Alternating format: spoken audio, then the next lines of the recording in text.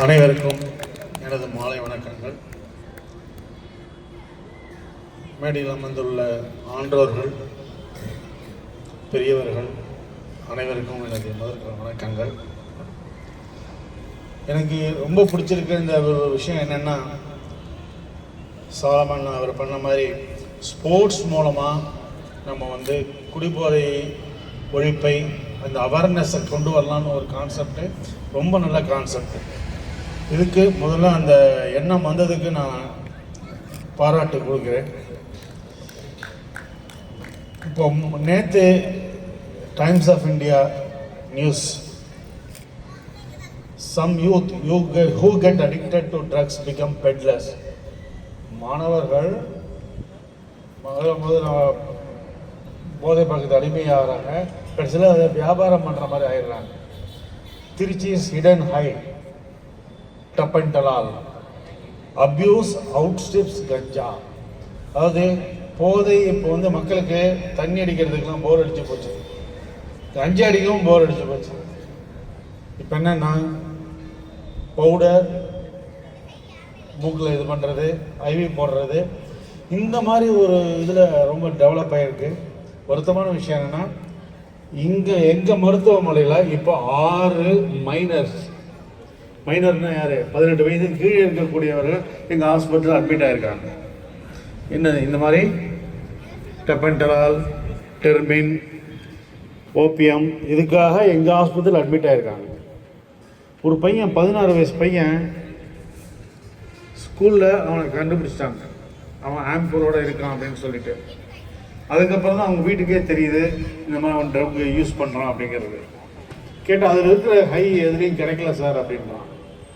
எப்படா பண்ண முடியும், உனக்கு சின்ன பையன் ஐவிலாம் அப்படி போட்டு பண்ண டெமான்ஸ்ட்ரேட் பண்ணுறான். பயமாக இருக்கு. அட் அ டைம் அவன் 6 ஆம்பிள் இது பண்ணோடனே அட் அ டைம் யூஸ் பண்ணிட்டான். கொஞ்சம் கிடினஸ் இதானதுக்கப்புறம் எங்கள் ஹாஸ்பிட்டல் கூப்பிட்டு வந்தாங்க. அவங்க வீட்டில் என்ன பண்ணுறதுன்னு புரியாமல் கஷ்டப்படுறாங்க. இந்த மாதிரி இதில் என்ன ப்ராப்ளம்னா, எவ்வளோதான் காவல்துறையினர்கள் கஷ்டப்பட்டு இந்த 10 நாளில் இத்தனை பேரை கண்டுபிடிச்சி கைது பண்ணியிருக்காங்க, ஆயிரக்கணக்கான மாத்திரைகளை எடுத்திருக்காங்க அப்படின்னா, இது ஒரு சின்ன பகுதி தான். ஃபுல்லாக வளவீசி தேடி எடுக்க முடியாது, ஏன்னா ஒழிஞ்சிக்கிறாங்க. அது இப்போ என்ன ப்ராப்ளம்னா, நேற்று ஒரு பேஷண்ட் சொல்கிறான், எனக்கு கூரியரில் வருது சார். கூரியரில் வந்தால் நீங்கள் எப்படி கண்டுபிடிப்பீங்க? அவங்க அம்மா ஏதோ கூரியர் வருதுன்னு வாங்கி வைக்கிறாங்க, எப்படின்னு புரியல சார் அப்படின்றாங்க. ஆனால் கொரோனாவும் நம்ம கண்டுபிடிச்சி அனுப்பிச்சிட்டோம் வெளியில், ரைட்டா? கொரோனாவும் தப்பிச்சிச்சு. ஆனால் இந்த ஹெப்படைட்டிஸ் சி அப்படின்னு இருக்கு இல்லையா, இந்த ட்ரக் யூஸ் பண்ணுறவங்களுக்கு, இன்ஜெக்ஷன் யூஸ் பண்ணுறவங்களுக்கு வரும். அதுக்கு குணமே கிடையாது, மருந்தே கிடையாது. இப்போ டெய்லி ஒரு பேஷண்ட்டை நாங்கள் ஹெப்படைட்டிஸ் சி பார்த்துட்ருக்கோம். கடந்த 6 மாதமாக இந்த இது ஜாஸ்தியாக இருக்குது. எப்படி இந்த மாதிரி மக்கள் கஷ்டப்படுறாங்கன்னு புரியல. அதாவது அவங்க அம்மா அப்பாலாம் எவ்வளோ கஷ்டப்படுறாங்கன்னு தெரிய மாட்டேங்குது.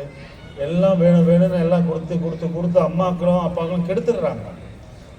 பேக்கேஜ் பண்ணி கொடுத்தே கெடுத்துட்டோம் சார்னு ஒத்துக்கிறாங்க. ஆனால் சமுதாயத்தில், இந்தியாவில் நிறையா விஞ்ஞானிகள் இருக்காங்க. அமெரிக்காவில் நாசான்னு கேள்விப்பட்டிருக்கீங்களா? ராக்கெட் விடுற இடம். அதில் 60% இந்தியன்ஸ், 60% இந்தியர்கள். மைக்ரோசாஃப்டில் 50% இந்தியன்ஸ். மைக்ரோசாஃப்ட்டு, கூகுள், பெரிய பெரிய கம்பெனிகள்லாம் சிஇஓ யாருன்னா இந்தியன்ஸ். அந்த பக்கம் ஒரு பக்கம் நிறைய நல்லாயிடுறாங்க. அதே மாதிரி கீழே இந்த மாதிரி ட்ரக்குக்கு அடிமையானவங்களும் இந்தியர்கள் அதிகமாக இருக்காங்க. இந்தியா தான் தற்கொலையோட தலைநகரமாக இருக்குது. இந்தியாவில் ஒரு வருஷத்துக்கு 2 லட்சம் பேர் தற்கொலை பண்ணி செத்து போகிறாங்க. அதில் பார்த்தீங்கன்னா 15-25 வயசு இருக்கிறவங்க 75,000 பேர். வாழ வேண்டிய வயசில் இருக்கிறவங்க தான் 75,000 பேர் தற்கொலையில் செத்து போகிறாங்க. இதெல்லாம் காரணம் மனநலம் சரியில்லை. மனநலம் மண்ணுயிர் காக்கம், இனநலம் எல்லா புகழும் தரும். இதுதான் திருக்குறள் அவர் வள்ளுவர் சொன்னது. மனம் நல்லா இல்லைன்னா எதுவுமே பிரயோஜனம் கிடையாது. நம்ம சிற்றின்பங்களுக்கு அடிமையாயிட்டோம். எல்லாம் உடனே இதிலேயே வாங்கிடுறோம். இதெல்லாம் டெம்ப்ட் பண்ணுறது தான், செலவு பண்ணுறதுக்கு டெம்ப்ட் பண்ணுறாங்க. இதுக்கெல்லாம் அடிமையாகி நிறையா வாழ்க்கை இருக்குது, படிக்க வேண்டியது இருக்குது, இன்னும் நிறையா இந்தியாவுக்கு பெருமை சேர்க்க வேண்டியது இருக்குது, உங்கள் அப்பா அம்மாவை வாழ வைக்க வேண்டியது இருக்குது. அதற்காகவாவது இந்த ட்ரக் இல்லாமல், ஆல்கஹால் இல்லாமல் ஒரு புது திருச்சியை உருவாக்கி நம்ம இந்தியாவிலே தலை சிறந்த ஒரு நகரம் திருச்சி. ஏதாவது இந்த மாதிரி மோசமான ஒரு பேர் வாங்காமல் நல்ல பேரோட திருச்சி நல்லா இம்ப்ரூவ் ஆகிருக்கு அப்படிங்கிற பேரோடு நம்ம இருக்கணும். இதுக்கு எல்லாருமே நம்ம எல்லாம் சேர்ந்து இணைந்து இந்த விழிப்புணர்வை ஏற்படுத்துவோம் என்று கூறி இந்த வாய்ப்பளித்தமைக்கு நன்றி.